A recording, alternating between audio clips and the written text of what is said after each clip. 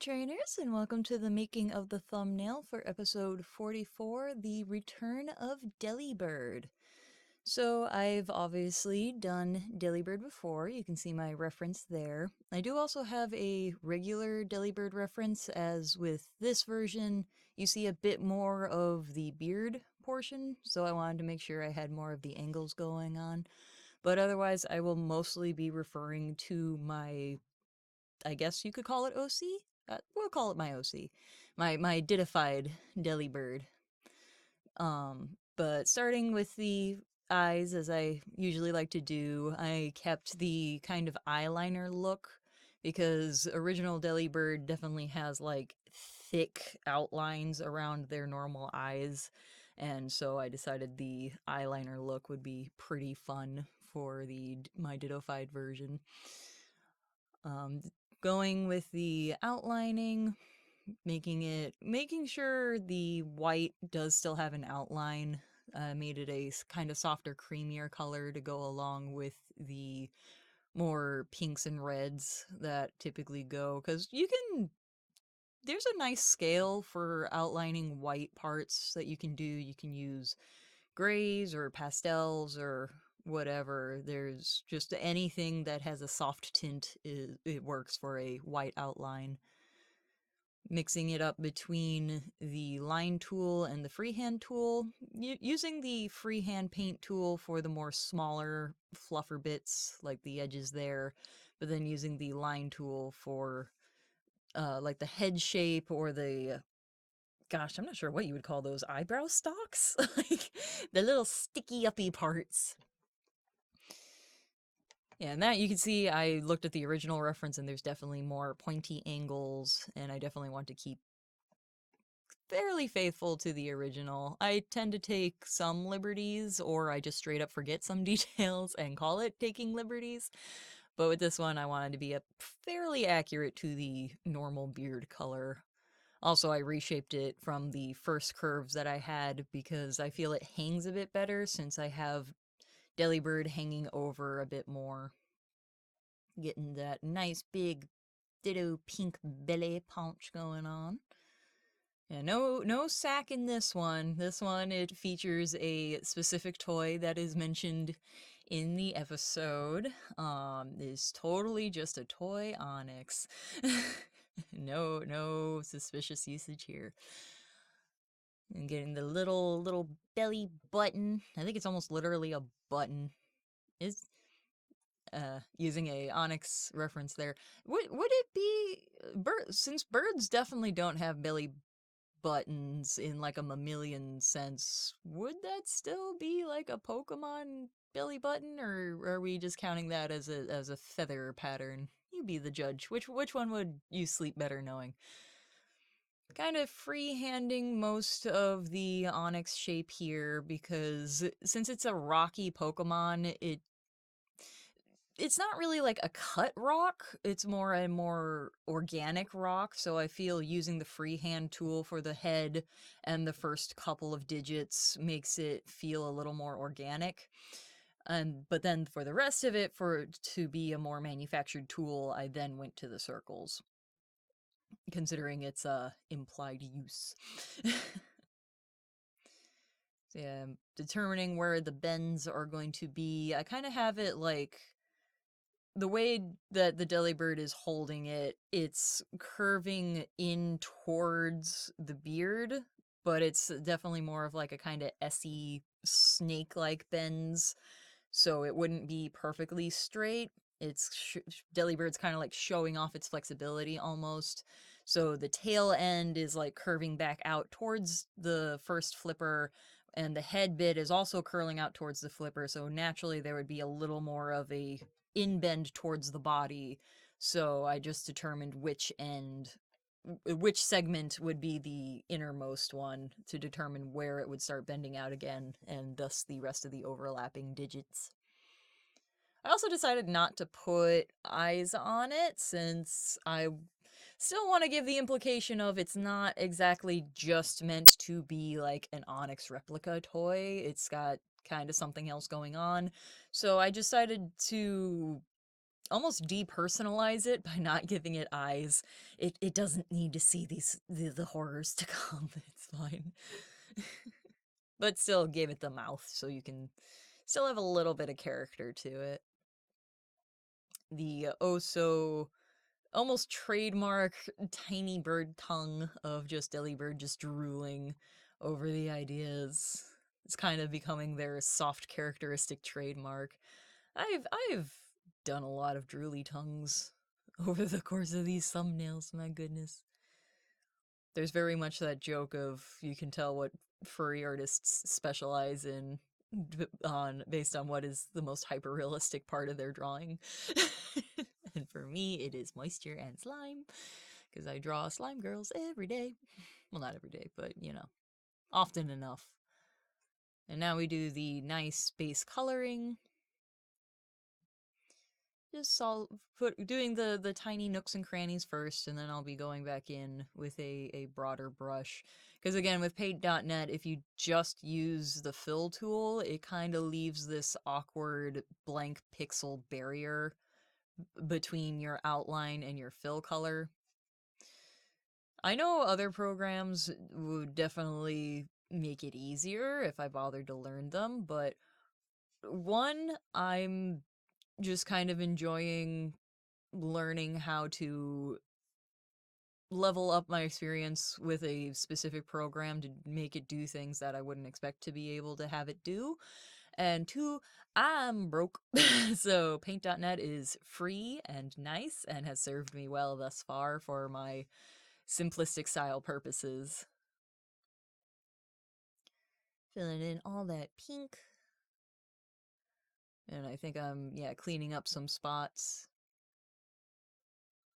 And then doing the background with the red and white because those are the base colors of the original inspired Pokemon, and then experimenting with some textures because at this point I think y'all know I like me some textures. So I initially was trying out the ice effect to signify kind of the winter season, went with the more granular effect for the almost snow like effect and almost like foil in a way, like it's a foil back.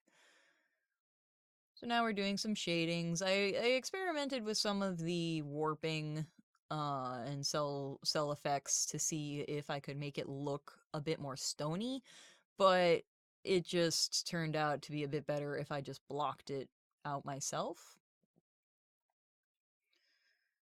And so going with, once again, back to basics of shading of a sphere, and where is your light source? The simple building blocks will translate forever and eternal. Yeah, the first couple again are a little more angular, so the eraser can have a little more nicks and bumps in it, but then as it gets smoother down the line, so too does the shadow get smoother to reflect the surface. Getting down to all the little itty bitty. And then just kind of dark shadowing the last couple. Yeah, I love Delibird.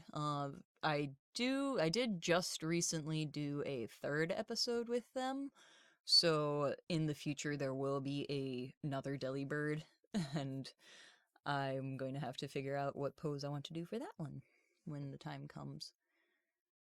So kind of copy pasting, one part lazy, two parts just I like the consistency between them. So it's the same Pokemon, same kind of season feeling, but I decided to have a little more fun with the implications. So we are adding some nice Christmas orb baubles, little ornaments, experimenting with the decorations. I was inspired by the old type of ornament where it's got the smooth base, but then it's got that kind of glitter paint on it, where the design is just solid application of like glitter. I'm not fully sure how it's done. I imagine it's no different really from glitter glue or some sort of some concoction like that. But that was my main inspiration because I I'm a very tactile person, so those I always kind of like handling those. I hate when they make a scraping sound, but I like touching them, and then you get the sparkles all over your fingers. And I am going to be making 2 of those. I went with the gold and silver because it's kind of one of my favorite holiday color combinations. It's a little more New Year's-y, but I think it also works for Christmas. So adding some render clouds to have it have that kind of granular look to it, and then tucking it up under the holly, and there's 2. And then we're going to add a nice candy cane.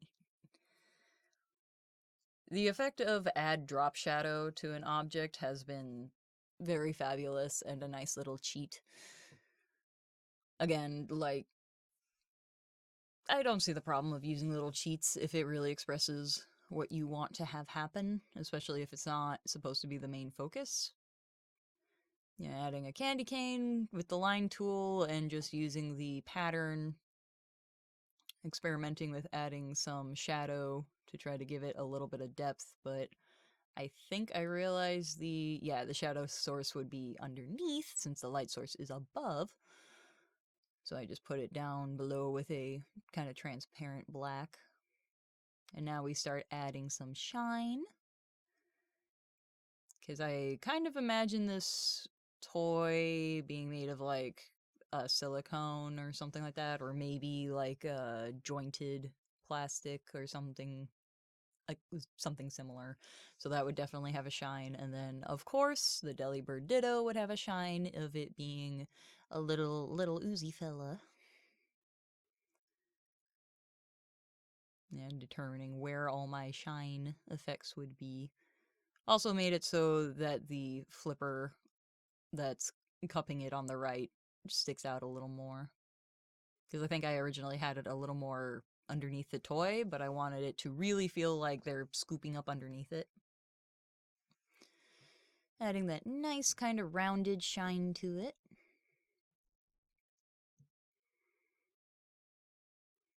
Yeah, this one was pretty straightforward. I mostly enjoy the more dynamic pose that I have for it. I was reflecting back on some of the previous thumbnails I did, and, you know, the whole, since we're almost near the end of the year, reflecting back on what I've done, and it's definitely nice seeing a more evolution of having a more dynamic pose and more interesting backgrounds.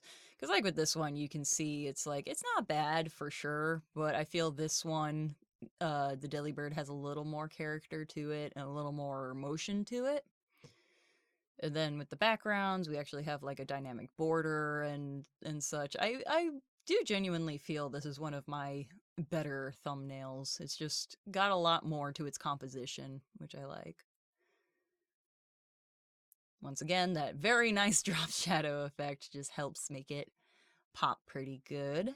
And there we go. This took me, I believe, about an hour to do, which is my typical average for most of these thumbnails, and I think it turned out really good. I'm really proud of it. So, if you would like to hear the episode that this thumbnail was made for, you can either go to my Subscribestar or Patreon, and where we also have the more current season special with Delibird. We're having a whole Christmas special going on at the time of the posting of this. 12 Days of Ditto Christmas, and Delibird has little commentary at the end of each episode. They are definitely just my Christmas mascot at this point, and I mean, come on. And then otherwise, I hope you enjoy my other videos that are available and the other art that I have posted here and on a couple other linked sites in my link tree. And I hope to see you for the next catch. Bye-bye.